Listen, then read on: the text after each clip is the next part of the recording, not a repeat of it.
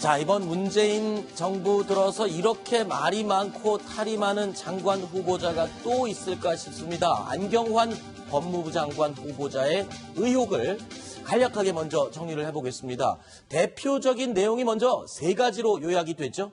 네, 그렇습니다. 크게 보면 세 가지인데요. 허위 혼인신고라고 해서 1975년도에 안경환 후보자가 본인이 강간죄로 혼인신고를 한 것이 의혹으로 제기가 됐습니다. 네. 두 번째는 아들 퇴학 처분에 영향력을 행사했다. 이런 얘기가 하나 있고요. 네. 네 번째는 안경환 후보자가 책을 굉장히 많이 썼는데 여기에서 여성과 관련해서 비하하는 그렇죠. 태도들을 굉장히 많이 취했다. 그래서 논란이 제기되고 있는 상황입니다. 네. 자, 이렇게 세 가지가 가장 대표적인 의혹으로 연일 계속 시끄럽게 떠들고 있습니다만, 자, 먼저 허위 신고 관련된 내용부터 살펴보겠습니다. 당시의 판결문이죠?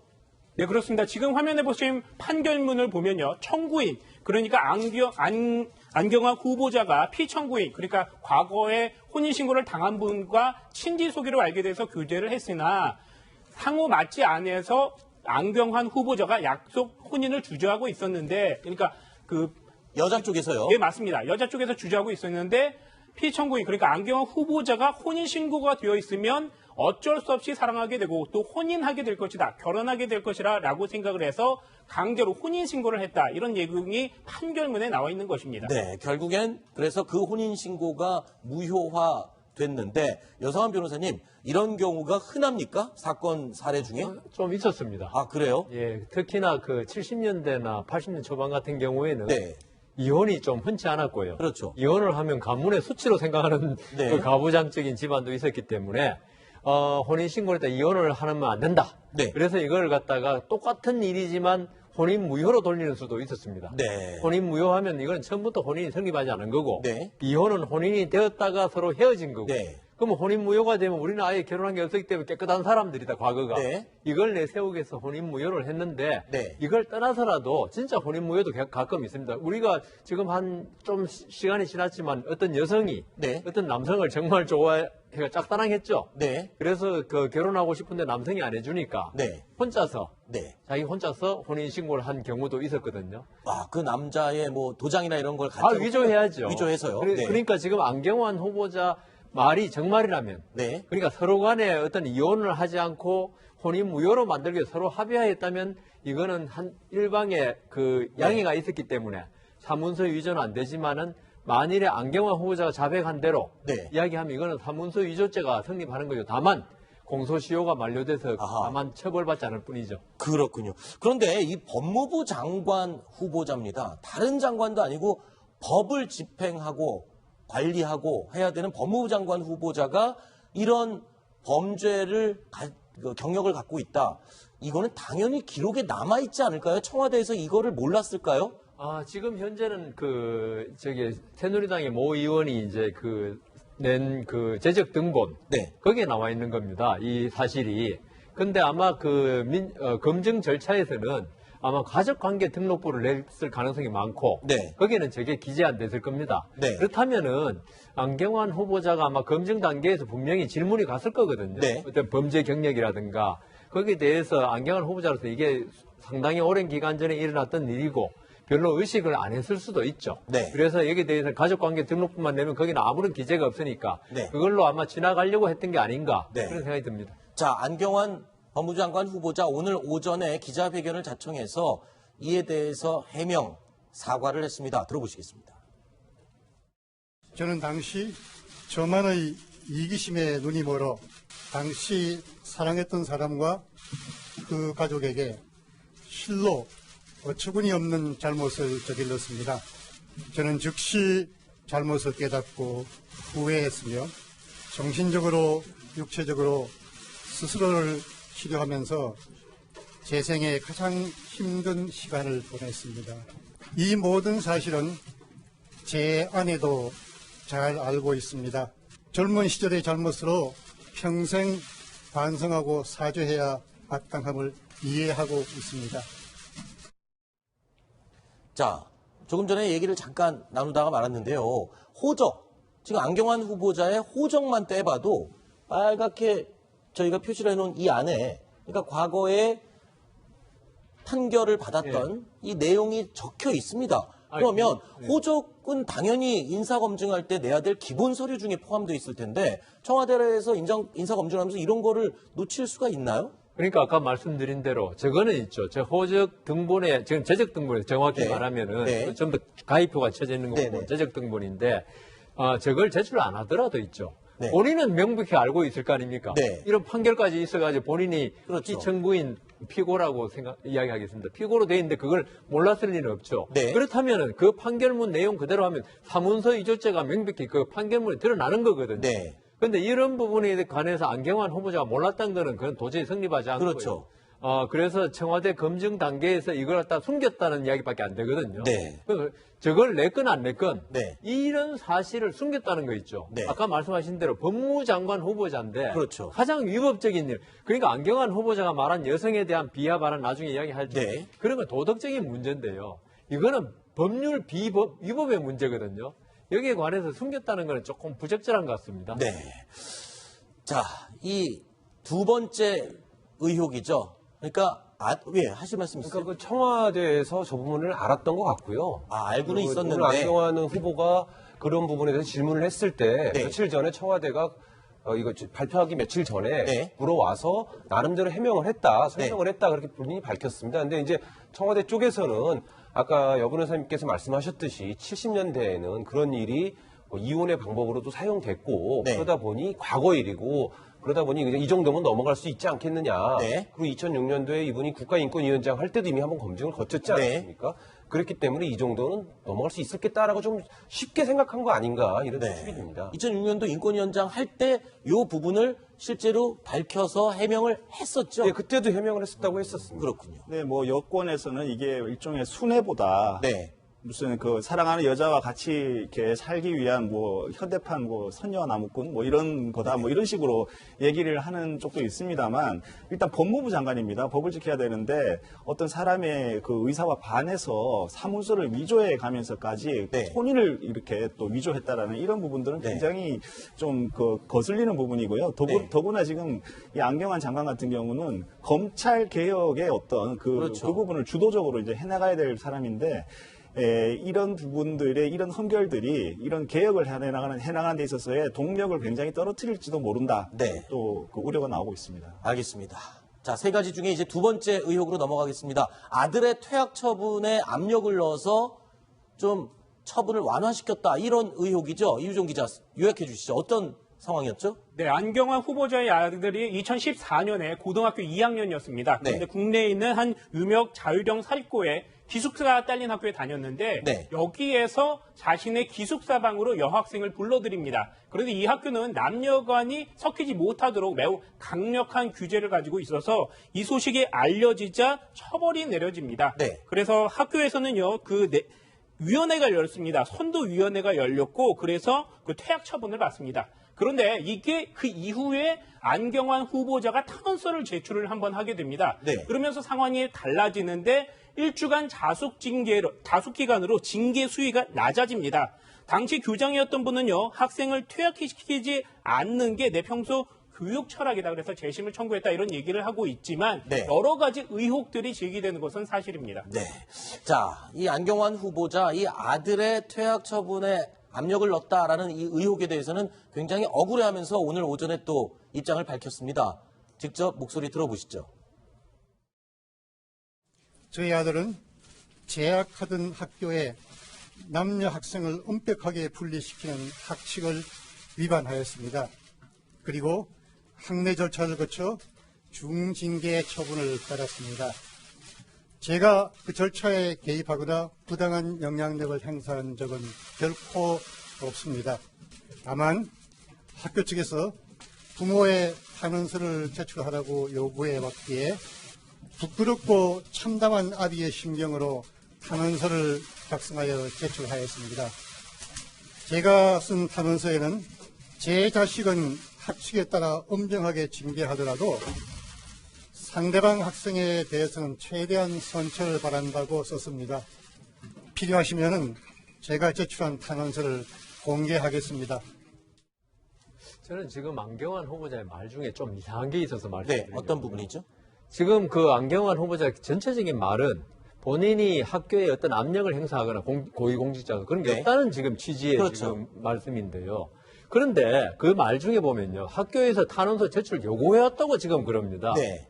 그렇다면 저게 이상하지 않습니까? 그러면 만일 학교장 이런 분이 그걸 했다면은 이걸 네. 봐주기 위해서 탄원서를 우리가 좀 봐줘야 되는데 네. 뭔가 근거가 필요하다. 그러니까 탄원서는 아쉬운 사람이 그러니까 써서 내는 내야 되는 건데 건데 학교 측에서 징계 재심을 하면서 먼저 어떤 탄원서를 정상 갖고 참작 와라. 사유를 좀 우리도 그런 거 하거든요. 재판할 때도 네. 이 사람을 봐주긴 봐줘야겠는데 네. 뭔가 없으면은 뭐 좀 탄원서 같은 거 좀 얻어오라고 이야기합니다. 네. 그래야지 우리도 뭐 이렇게 아까 말한 퇴학에서 뭐 징계를 감경할 때 뭔가 근거가 있어야지. 아무런 그렇죠. 사정 변화가 없는데 감경한다는 거는 그건 좀 봐준 게 아니냐 난 말을 나중에 네. 분명히 들을 수 있거든요. 네. 그래서 저는 안경환 후보자님이 말씀을 잘 하셨는데 그중에 모순되는 게 분명히 하나 있다. 그렇게 생각됩니다. 자, 조금 전에 이 안 후보자가 말미에 이런 얘기를 했습니다. 그래서 탄원서를 공개하겠다. 그 공개한 탄원서가 이 내용입니다. 어떠한 벌도 달기 받겠다. 다만 고등학교 졸업을 할 수 있는 기회를 주면 감사하겠다. 또 문제된 여학생에게는 최대한 관대하게 해달라라는 내용의 탄원서 내용입니다. 일단 제 생각에는 좀 한 가지 이상한 게 네. 그 안경환 그 후보자 아들이 그 그 기숙사 방으로 여학생을 불러들였지 않습니까? 네. 그리고 나서 그 사실을 또 바깥에다도 이렇게 공개를 했다는 거 아닙니까? 네, 학교에 소문을 냈다는 거죠. 예, 그렇다면 그 여학생은 일종의 피해자일 수도 있습니다. 네. 근데 피해자에게 대해서 뭐 관대한 처분을 내려달라 이건 아하. 좀 제 상식으로는 좀 이해가 되지 않는 그런 내용인 것 같습니다. 네. 하실 말씀. 그러니까 아까 보여주신 탄원서가 이제 두 번의 탄원서가 제출이 됩니다. 네. 그러니까 그 2014년 12월 30일 정도에 A4 용지 반 정도의 탄원서가 제출이 되고 네. 그 나흘 후인 2015년 1월 3일에 두 번째 2차 탄원서가 제출이 됩니다. 네. 그거는 이제 분량이 좀 더 많아져서 A4 용지 한 2장 정도 되는데요. 네. 근데 거기에 방금 언급하신 내용, 아들에게 어떠한 처벌도 받겠다. 다만 졸업장을 얻을 기회를 주시면 감사하겠습니다. 이 얘기는 제발 퇴학만 시켜주지 말아 주십시오. 이 뜻 아니겠습니까? 네.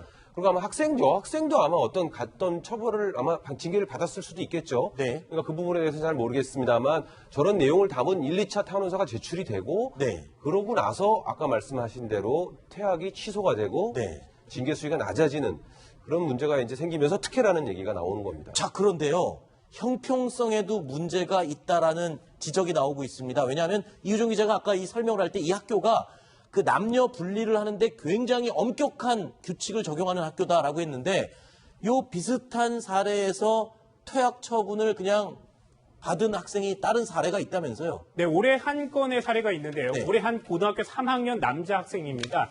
이 학생이 대변이 말이었습니다. 그런데 화장실에 휴지가 없자 여자 화장실에 가서 휴지를 가져오려고 합니다. 그런데 마침 여학생한테 들킵니다. 그래서 이 학생도 역시 선도위원회에 올라갔고요. 퇴학 처분을 받았습니다. 다시 번복되거나 감형되거나 뭐 이런 건 없었습니까? 이 부모도 역시 노력을 합니다. 우리 아이가 과민성, 스트레스성 대장 증후군 증상이 있어서 대변을 쉽게 찾지 못한다. 그래서 의사의 소견서, 진단서까지 첨부해서 가져갔고 또 탄원서도 냈습니다. 하지만 역시 받아들여지지 않았고요. 다른 학교로 전학을 가야 했습니다. 이 부분은 학교에서 탄원서 내라고 요구하지 않았지 않습니까? 그러네요. 이 부분에서는 또 학교에서 탄원서를 갖고 오라는 소리가 없었네요. 자, 이래서 또 형평성 논란까지 일고 있는데 잠시만요. 근데 이 안 후보자의 아들이 서울대 수시에 합격을 했다라고 알려져 있는데 자, 수시면은 이 학적 기록부 말하자면 생활기록부에 이런 거를 다 적게 돼 있지 않나요? 그러면 이런 징계 사안이 다 있었을 텐데 있었으면은 합격하는데 좀 영향이 있었을 것 같은데요. 만약에 퇴학 처분을 받았다면 네. 그게 학적부에 오르고 그것이 영향을 줘서 수시에 합격하는데 상당히 좀 안 좋은 영향을 줬을 것입니다. 네. 그런데 이제 안경환 후보자가 탄원서를 내고 그래서 그게 받아들여져서 아하. 퇴학 처분이 이루어지지 않았죠. 대신에 네. 이루어진 게 뭐냐면 1주간의 자숙기간 뭐 이거였습니다. 그러니까 1주간의 자숙기간은 학적부에 오를 정도의 그럴 만한 뭐 잘못은 아니다. 이렇게 해서 학적부에 그렇군요. 오르지 않았고 네. 그것 때문에 결국 수시 합격에 상당히 그 긍정적인 영향을 네. 줬다고 이렇게 보일 수 있습니다. 자, 그리고 안 후보자가 가장 먼저 논란이 됐던 이야기가 과거 저서에 표현한 여성들에 대한 잘못된 인식, 성인식 내용이었죠. 자, 이 부분에 대해서도 오늘 오전 입장을 밝히고 사과를 했습니다. 들어보시죠.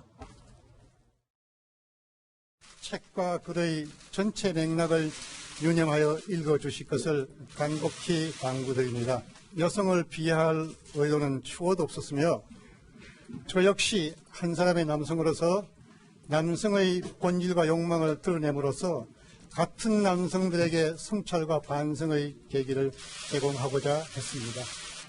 기회가 주어진다면 저에게 주어진 마지막 소명으로 생각하고 국민의 여망인 검찰개혁과 법무부의 탈검사를 반드시 이루겠습니다.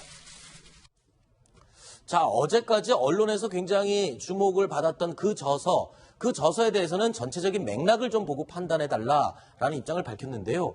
그런데 그 책 말고 또 다른 책에서도 계속 이 성인식에 대한 좀 문제가 되는 표현들이 또 쏟아져 나오고 있습니다. 이 다른 책입니다. 사랑과 사상의 거리제기라는 책인데 역시 안 후보자가 쓴 책입니다. 이런 얘기가 나옵니다.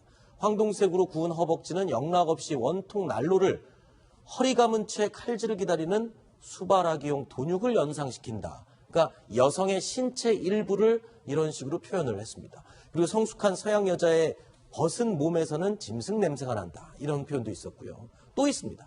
뜻밖에도 동양 여성이다. 작지만 당당한 가슴이다. 숨이 막힐 듯한 전율이다. 자, 이런 표현들 글쎄요. 안 후보자가 가지고 있는 여성에 대한 성인식 이런 부분들을 좀 계속 쏟아져 나오기 때문에 이거를 뭐 부인할 수는 없는 부분 같아요. 처음에 한 가지 표현이 나왔을 때, 뭐, 악마적인 편집이다, 뭐, 이렇게 해서 네네. 이렇게 방어적인. 처음에 그랬었죠. 예, 그랬는데, 비슷한 류의 또 성적인 것도 수치심을 좀 이렇게 자극하는 이런 표현들이 계속적으로 이렇게 썼단 말입니다. 네. 그러면 이제 더 이상 악마적인 편집이다라고 이렇게 방어할 수가 있을지 잘 그렇죠. 모르겠습니다. 그리고, 이런 좀 그 표현들은 문학에서나 좀 가능하겠지만, 법무부 장관으로서의 어떤 그 수행하는 데 있어서의 어떤 그 채통이라든지 품격이라든지 이런 부분에는 좀 부적절하지 않나 이런 생각이 듭니다. 네. 자, 그래서 가장 대표적인 세 가지 의혹. 안경환 후보자에 대한 허위 혼인신고, 그리고 아들 퇴학 처분에 대한 영향력 행사, 여성 비하 논란. 이거에 대해서 입장을 밝힌 결론은 어떻게 요약이 됩니까? 오늘 기자회견에서요. 네, 쉽게 말하면 허위 혼인 신고는 그때 행동을 후회하고 반성한다. 네, 인정하고 그건 인정을 있고요. 했고요. 예, 아들의 퇴학 처분에 대해서 영향력 행사 이거는 한 적이 없다. 이렇게 부정을 한 얘기했고요. 겁니다. 여성 비하 논란 여기에 대해서는 큰 틀에서 봐달라. 이런 식으로 해서 살짝 비껴나갔습니다. 네. 자, 이제 청문회를 하게 되면 더 심한 공격을 이제 받게 될 텐데, 글쎄요. 직접 기자회견까지 자처한 걸 보면 그랬습니다. 첫 말이 이거 자진 철회하는 게 아닌가 싶었는데 적극 해명을 하는 걸로 봐서 아마 끝까지 후보로서 남겠다. 그리고 법무부 장관에 대한 의지를 밝힌 것 같습니다. 근데 다 좋은데요. 네. 뭐 다른 자기 사생활과 무관하게 나는 검찰 개혁에 대한 어떤 시대적 사명을 갖다가 이행하겠다. 네. 좋습니다. 좋은데 우리 그 1990년대에 그 이탈리아의 피에트로 검사라고 있었죠. 네. 그 사람이 한 유명한 말이 있습니다. 마니 폴리테라고. 깨끗한 손. 네. 남을 개혁하기 위해서는 있죠. 내 손이 깨끗해야 한다는 거죠. 네. 물론 안경환 후보자 좀 전에 우리 이유정 기자 말씀하신 대로 이게 별 문제가 아니고 네. 이게 참 관여도 없고 한다 하지만은 아까 앵커도 말씀하셨지 않습니까? 야당에서는 난리가 났습니다. 아주 펄쩍펄쩍 뛰고 있습니다. 직접 들어보시죠. 눈뜨고는 못 볼 참사가 한시가 멀다 하고 빚어지고 있습니다. 안경환 법무장관 후보자는 거의 도착 수준이라고 해도 과언이 아닌 이상한 성관념, 법학도 출신으로서는 도저히 상상조차 할 수 없는 불법 혼인 신고 전력까지 드러나고 있습니다. 역대 최악의 법무장관 후보자가 되었습니다. 당장 국민께 사죄하고 물러나야 합니다. 안경환 법무부 장관 후보자와 김상곤 교육부 장관 후보자에 대해서 한 말씀 드리겠습니다. 긴 말씀 드리지 않겠습니다. 본인들이 기준을 자신에게 되돌아보고 맞추지 못하면 신속히 거취를 결정하기 바랍니다. 지금은 비상시국입니다. 당신들 때문에 청문회를 열고 오래 끌다가 새 사람을 찾아서 끼울 만큼 한가하지 않습니다. 네, 뿐만 아니라 하태경 의원도요, SNS에 이런 글을 남겼습니다. 자, 내용을 보면요. 안경환 내정자 여성 비하의 허위 혼인 신고, 백으로 아들 퇴학 처분 철회까지 법무부 장관이 아니라 무법장관에 적합한 분이시다라고까지 표현을 했습니다. 자, 야당 측에서는 이렇게 강력하게 반발하고 있는데 길진균 차장 어떻습니까? 지금 청와대 쪽에서는 철회할 움직임이나 뭐 그런 입장은 전혀 없는 겁니까? 아직까지는 전혀 없습니다. 네. 아까 안경환 후보자가 직접 청문회 때 밝히겠다고 하지 않았습니까? 네. 이건 본인의 의사도 있지만 그렇죠. 임명권자인 대통령의 의사가 반영돼 있다고 봐야 됩니다. 네. 저런 기자회견을 하고 무슨 메시지를 낼 때는 청와대 측과 다 조율을 해서 내는 거거든요. 네. 그러니까 청와대 쪽에서는 분명히 청문회에 나가서 충분히 해명을 해보고 네. 정면 돌파를 하자. 네. 김상조 후보자 같은 경우에도 뭐 많은 부분에 의혹이 됐지만 청문회 과정에서 또 해명된 부분도 있지 않습니까? 네. 그렇지만 물론 주말을 거치면서 여론이 급속도로 나빠지거나 네. 또 또 다른 의혹이 터지게 되면 그때는 상황이 바뀔 수도 있겠습니다만 그렇죠. 아직까지는 청와대 쪽에서는 정면 돌파하겠다는 의지가 강한 것 같습니다. 네. 자, 정우택 원내대표는요, 조국 민정수석 그리고 조현옥 인사수석 이 두 사람을 국회로 불러들이겠다라고까지 얘기를 했습니다. 들어보시죠.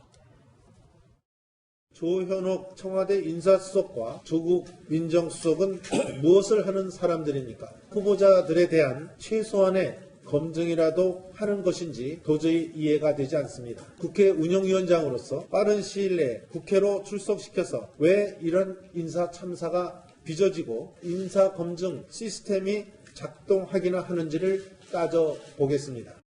안 후보자를 만난 몇몇 기자들 얘기는 네. 10대의 어떤 순수한 영혼을 가진 분이다. 뭐 이렇게도 얘기를 합니다. 그래서 네. 그런 영혼을 가졌기 때문에 본인의 음주운전 네. 그것을 또 고백을 했고 네.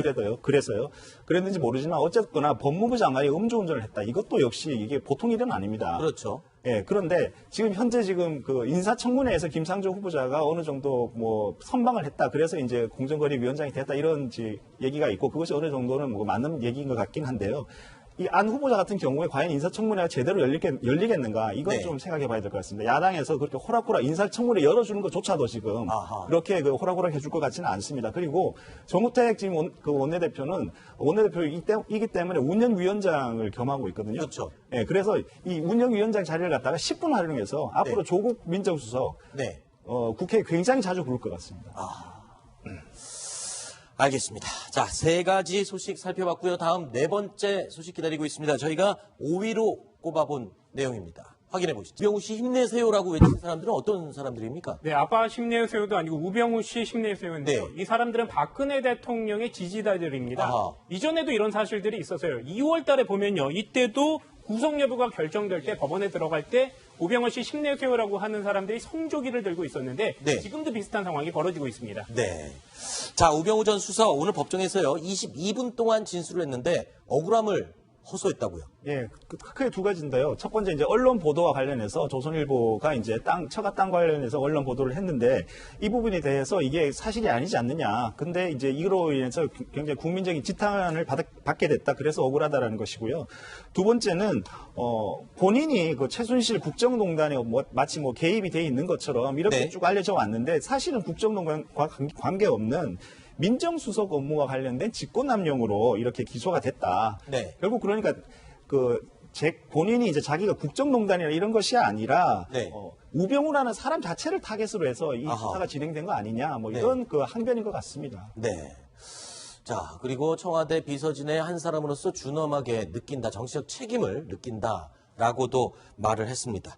자, 박근혜 전 대통령 지난해 4월입니다. 이 차은택 씨가 기획한 한류 체험장에 갔던 화면에 나오는 저 모습인데요. K-스타일 허브입니다. 근데 이 자리에서 송중기 씨와 직접 만났었는데 자, 이 만남 이후에 송중기 씨에 대한 아주 깨알 지시를 내려서 그 부분이 지금 내용이 또 드러났다고요? 네, 이번에 그 재판 과정에서 드러난 내용인데요. 이런 겁니다. 보통 대통령이 어떤 사안을 깨알같이 지시를 하지를 않죠. 특히 박근혜 전 대통령 그러지 않았는데 안종범 전 청와대 정책조정수석한테 이런 얘기를 합니다. 온라인 예약 기능, 체험 블로그, 영문 홈페이지에 없는 것이 문제다. 아, 대통령이 이걸 다 직접 지시한 겁니까? 네, 그렇습니다. 매우 세밀하게 얘기했고요. 네. 송중기의 발자취를 영상으로 제작해라. 이런 얘기도 했습니다. 그리고 송중기 씨가 출연했던 드라마죠. 태양의 후예의 홍보 자료를 보완해달라. 네. 그리고 건물 앞에 그게 이제 한국관광공사라고 지금 청계천변에 있는 쪽인데 네. 거기 앞에다가 입간판을 만들려고 했습니다. 이것뿐만이 아니고요. 네. 사실 정부 예산도 늘었습니다. 네. 그 관련 예산 여기에 맨 처음에 26억 원이 그 K스타일 허브에 배정이 됐는데 두 차례에 걸쳐서 늘어서 171억 원이 됐고요. 아하. 박근혜 전 대통령이 작년 3월에 대통령 수석 비서관 회의에서도 태양의 후예가 창조경제의 모범 사례다 이런 얘기를 했습니다. 네. 자, 그러니까 대통령이 직접 송중기 발자취를 영상으로 제작해라. 그리고 건물 앞에 입간판도 만들어 세워라. 홍보 자료도 태양의 후예들 내용을 좀 보충을 해라. 글쎄요, 진짜 이거는 팬클럽 수준의 관심과 이 배려인 것 같은데요. 근데 좀 전에 말씀하셨다시피 대통령이 이렇게 네. 아주 디테일하게 지시한다는 게 참 예외적이고. 그렇죠. 근데 또 이게 한 가지 문제가 된 게 좀 전에 말씀하셨다시피 예산이 뭐 상당히 엄청나게 10배 이상 늘었죠. 늘어난다. 네. 그러면 이 사업을 담당한 쪽이 분명히 있을 것이고. 네. 그러면 이 사업에서 어떤 이득을 받는 쪽이 대통령을 움직인 게 아닌가 하는 의심을 할 수밖에 네. 없죠.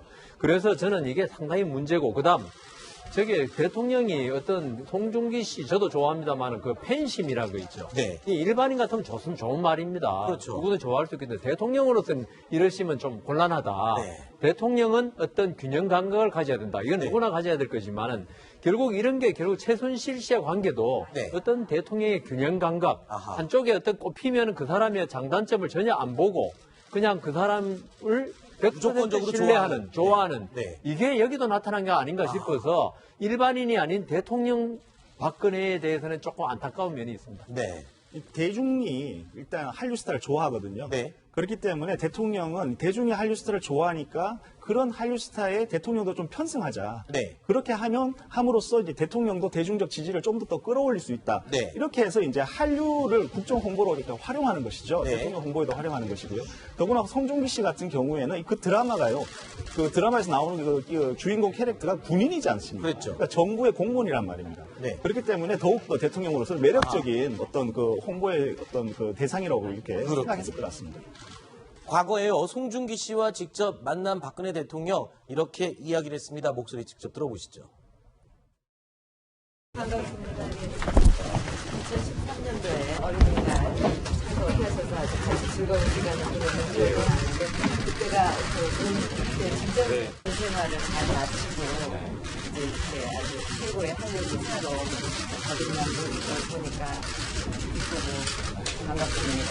드라마에서 뿐만 아니라 실제로도 청년 애국자라는 생각이 듭니다.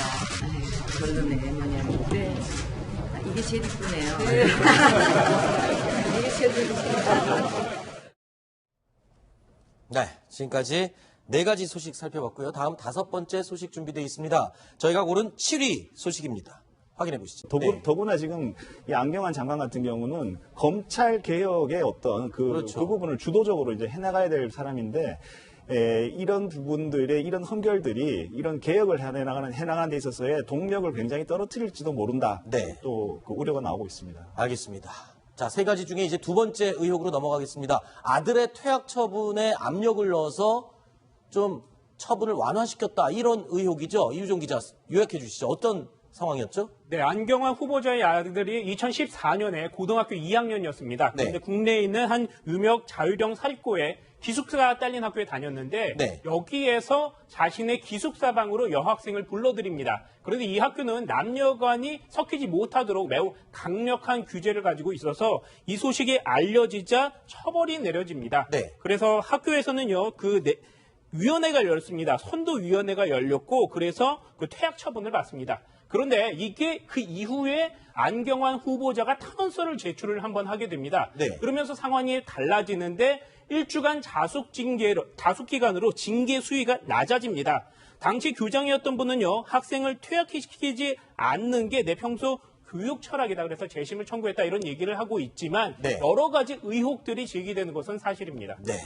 자, 이 안경환 후보자, 이 아들의 퇴학 처분에 압력을 넣었다라는 이 의혹에 대해서는 굉장히 억울해하면서 오늘 오전에 또 입장을 밝혔습니다. 직접 목소리 들어보시죠. 저희 아들은 재학하던 학교에 남녀 학생을 엄격하게 분리시키는 학칙을 위반하였습니다. 그리고 학내 절차를 거쳐 중징계 처분을 받았습니다. 제가 그 절차에 개입하거나 부당한 영향력을 행사한 적은 결코 없습니다. 다만 학교 측에서 부모의 탄원서를 제출하라고 요구해 왔기에 부끄럽고 참담한 아비의 심경으로 탄원서를 작성하여 제출하였습니다. 제가 쓴 탄원서에는 제 자식은 학칙에 따라 엄정하게 징계하더라도 상대방 학생에 대해서는 최대한 선처를 바란다고 썼습니다. 필요하시면 제가 제출한 탄원서를 공개하겠습니다. 이 안에 그러니까 과거에 판결을 받았던 이 내용이 적혀 있습니다. 그러면 호적은 당연히 인사검증할 때 내야 될 기본 서류 중에 포함되어 있을 텐데 청와대에서 인사검증하면서 이런 거를 놓칠 수가 있나요? 그러니까 아까 말씀드린 대로 저거는 있죠. 저 호적 등본에 지금 재적 등본에 정확히 네. 말하면은 네. 전부 가입표가 쳐져 있는 거고 네, 네. 재적 등본인데 저걸 제출 안 하더라도 있죠. 네. 본인은 명백히 알고 있을 거 아닙니까? 네. 이런 판결까지 있어가지고 본인이 그렇죠. 피청구인 피고라고 이야기하겠습니다. 피고로 돼 있는데 그걸 몰랐을 리는 없죠. 네. 그렇다면은 그 판결문 내용 그대로 하면 사문서 위조죄가 명백히 그 판결문에 드러나는 거거든요. 네. 그런데 이런 부분에 관해서 안경환 후보자가 몰랐던 거는 그건 도저히 성립하지 않고요. 그렇죠. 그래서 청와대 검증 단계에서 이걸 갖다 숨겼다는 이야기밖에 안 되거든요. 네. 그래서 저걸 냈건 안 냈건 네. 이런 사실을 숨겼다는 거 있죠. 네. 아까 말씀하신 대로 법무장관 후보자인데 그렇죠. 가장 위법적인 일. 그러니까 안경환 후보자가 말한 여성에 대한 비하 발언 나중에 이야기할지 네. 그런 건 도덕적인 문제인데요. 이거는 법률 위법의 문제거든요. 여기에 관해서 숨겼다는 건 조금 부적절한 것 같습니다. 네. 자, 이 두 번째 의혹이죠. 그러니까 하실 말씀 있으세요? 그러니까 그 청와대에서 저 부분을 알았던 것 같고요. 알고는 그리고 있었는데. 오늘 안경환 후보가 그런 부분에 대해서 질문을 했을 때 네. 며칠 전에 청와대가 이거 발표하기 며칠 전에 네. 물어와서 나름대로 해명을 했다, 설명을 했다 그렇게 본인이 밝혔습니다. 근데 이제 청와대 쪽에서는 아까 여 변호사님께서 말씀하셨듯이 70년대에는 그런 일이 이혼의 방법으로도 사용됐고 네. 그러다 보니 과거 일이고 그러다 보니 이제 이 정도면 넘어갈 수 있지 않겠느냐. 네. 그리고 2006년도에 이분이 국가인권위원장 할 때도 이미 한번 검증을 거쳤지 않았습니까? 그렇기 때문에 이 정도는 넘어갈 수 있었겠다라고 좀 쉽게 생각한 거 아닌가 이런 추측이 듭니다. 2006년도 인권위원장 할 때 이 부분을 실제로 밝혀서 해명을 했었죠. 네, 그때도 해명을 했었다고 했었습니다. 그렇군요. 네, 뭐 여권에서는 이게 일종의 순회보다 네. 무슨 그 사랑하는 여자와 같이 이렇게 살기 위한 뭐 현대판 뭐 선녀 나무꾼 뭐 이런 거다 뭐 이런 식으로 얘기를 하는 쪽도 있습니다만 일단 법무부 장관입니다. 법을 지켜야 되는데 어떤 사람의 그 의사와 반해서 사문서를 위조해 가면서까지 네. 혼인을 이렇게 또 위조했다라는 이런 부분들은 네. 굉장히 좀 그 거슬리는 부분이고요. 혼자서 네. 자기 혼자서 혼인신고를 한 경우도 있었거든요. 그 남자의 뭐 도장이나 이런 걸 가지고 위조해야죠. 위조해서요. 네. 그러니까 지금 안경환 후보자 말이 정말이라면 네. 그러니까 서로 간에 어떤 이혼을 하지 않고 혼인 무효로 만들기 위해 서로 합의하였다면 이거는 한 일방의 그 양해가 있었기 때문에 사문서 위조는 안 되지만은 만일에 안경환 후보자가 자백한 대로 네. 이야기하면 이거는 사문서 위조죄가 성립하는 거죠. 다만 공소시효가 만료돼서 다만 처벌받지 않을 뿐이죠. 그렇군요. 그런데 이 법무부 장관 후보자입니다. 다른 장관도 아니고 법을 집행하고 관리하고 해야 되는 법무부 장관 후보자가 이런 범죄를 경력을 갖고 있다. 이거는 당연히 기록에 남아있지 않을까요? 청와대에서 이거를 몰랐을까요? 지금 현재는 새누리당의 모 의원이 이제 낸 재적 등본. 네. 거기에 나와 있는 겁니다. 이 사실이. 근데 아마 검증 절차에서는 아마 가족관계 등록부를 냈을 가능성이 많고. 네. 거기에는 저게 기재 안 됐을 겁니다. 네. 그렇다면은 안경환 후보자가 아마 검증 단계에서 분명히 질문이 갔을 거거든요. 네. 어떤 범죄 경력이라든가. 거기에 대해서 안경환 후보자로서 이게 상당히 오랜 기간 전에 일어났던 일이고 별로 의식을 안 했을 수도 있죠. 네. 그래서 여기에 대해서 가족관계 등록부만 내면 거기는 아무런 기재가 없으니까 네. 그걸로 아마 지나가려고 했던 게 아닌가 네. 그런 생각이 듭니다. 자, 안경환 법무부 장관 후보자 오늘 오전에 기자회견을 자청해서 이에 대해서 해명, 사과를 했습니다. 들어보시겠습니다. 저는 당시 저만의 이기심에 눈이 멀어 당시 사랑했던 사람과 그 가족에게 실로 어처구니 없는 잘못을 저질렀습니다. 저는 즉시 잘못을 깨닫고 후회했으며 정신적으로 육체적으로 스스로를 치료하면서 제 생에 가장 힘든 시간을 보냈습니다. 이 모든 사실은 제 아내도 잘 알고 있습니다. 젊은 시절의 잘못으로 평생 반성하고 사죄해야 마땅함을 이해하고 있습니다. 자, 조금 전에 얘기를 잠깐 나누다가 말았는데요. 호적, 지금 안경환 후보자의 호적만 떼봐도 빨갛게 저희가 표시를 저는 지금 안경환 후보자의 말 중에 좀 이상한 게 있어서 네, 말씀드리려고요. 어떤 부분이죠? 지금 그 안경환 후보자 전체적인 말은 본인이 학교에 어떤 압력을 행사하거나 고위공직자가 그런 게 네. 없다는 지금 취지의 그렇죠. 지금 말씀인데요. 그런데 그 말 중에 보면요. 학교에서 탄원서 제출 요구해왔다고 지금 그럽니다. 네. 그렇다면 저게 이상하지 않습니까? 그러면 만일 학교장 이런 분이 그걸 했다면은 이걸 네. 봐주기 위해서 탄원서를 우리가 좀 봐줘야 되는데 네. 뭔가 근거가 필요하다. 그러네요. 탄원서는 아쉬운 사람이 그러니까 써서 내는 내야 되는 건데 건데 학교 측에서 재심을 하면서 먼저 어떤 탄원서를 정상 갖고 와라. 참작 사유를 좀 우리도 그런 거 하거든요. 재판할 때도 네. 이 사람을 봐주긴 봐줘야겠는데 네. 뭔가 없으면은 좀 탄원서 같은 거 좀 얻어오라고 이야기합니다. 네. 그래가지고 우리도 뭐 이렇게 아까 말한 퇴학에서 뭐 징계를 감경할 때 뭔가 근거가 있어야지. 아무런 그렇죠. 사정 변화가 없는데 감경한다는 거는 그건 좀 봐준 게 아니냐 난 말을 나중에 네. 분명히 들을 수 있거든요. 네. 그래서 저는 안경환 후보자님이 말씀을 잘 하셨는데 그 중에 모순되는 게 분명히 하나 있다. 그렇게 생각됩니다. 자, 조금 전에 이 안 후보자가 말미에 이런 얘기를 했습니다. 그래서 탄원서를 공개하겠다. 그 공개한 탄원서가 이 내용입니다. 어떠한 벌도 달게 받겠다. 다만 고등학교 졸업을 할 수 있는 기회를 주면 감사하겠다. 또 문제된 여학생에게는 최대한 관대하게 해달라라는 내용의 탄원서 내용입니다. 일단 제 생각에는 좀 한 가지 이상한 게 네. 그 안경환 그 후보자 아들이 그 그 기숙사 방으로 여학생을 불러들였지 않습니까? 네. 그리고 나서 그 사실을 또 바깥에다도 이렇게 공개를 했다는 거 아닙니까? 네, 학교에 소문을 냈다는 거죠. 예, 그렇다면 그 여학생은 일종의 피해자일 수도 있습니다. 네. 근데 피해자에게 대해서 뭐 관대한 처분을 내려달라 이건 아하. 좀 제 상식으로는 좀 이해가 되지 않는 그런 내용인 것 같습니다. 네. 하신 말씀. 그러니까 아까 보여주신 탄원서가 이제 두 번의 탄원서가 제출이 됩니다. 네. 그 2014년 12월 30일 정도에 A4 용지 반 정도의 탄원서가 제출이 되고 네.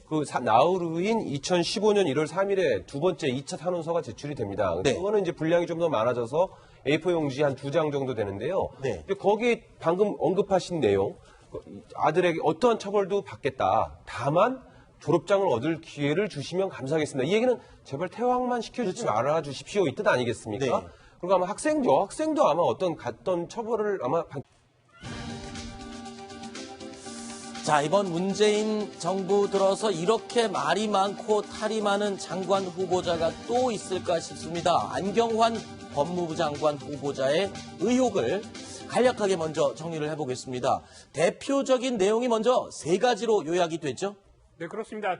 크게 보면 세 가지인데요. 허위 혼인신고라고 해서 1975년도에 안경환 후보자가 본인이 강간죄로 혼인신고를 한 것이 의혹으로 제기가 됐습니다. 네. 두 번째는 아들 퇴학 처분에 영향력을 행사했다. 이런 얘기가 하나 있고요. 네. 네 번째는 안경환 후보자가 책을 굉장히 많이 썼는데 여기에서 여성과 관련해서 비하하는 그렇죠. 태도들을 굉장히 많이 취했다. 그래서 논란이 제기되고 있는 상황입니다. 네. 자, 이렇게 세 가지가 가장 대표적인 의혹으로 연일 계속 시끄럽게 떠들고 있습니다만, 자, 먼저 허위 신고 관련된 내용부터 살펴보겠습니다. 당시의 판결문이죠? 네, 그렇습니다. 지금 화면에 보신 판결문을 보면요. 청구인, 그러니까 안경환 후보자가 피청구인, 그러니까 과거에 혼인신고를 당한 분과 친지 소개로 알게 돼서 교제를 했으나 상호 맞지 않아서 안경환 후보자가 약속 혼인을 주저하고 있었는데, 그러니까 여자 쪽에서요? 예, 맞습니다. 여자 쪽에서 주저하고 있었는데 피청구인, 그러니까 안경환 후보자가 혼인신고가 되어 있으면 어쩔 수 없이 사랑하게 되고 또 혼인하게 될 것이다. 결혼하게 될 것이라 라고 생각을 해서 강제로 혼인신고를 했다. 이런 내용이 판결문에 나와 있는 것입니다. 네, 결국엔 그래서 그 혼인신고가 무효화됐는데 여성한 변호사님, 이런 경우가 흔합니까? 사건 사례 중에? 좀 있었습니다. 아, 그래요? 예, 특히나 그 70년대나 80년 초반 같은 경우에는 네.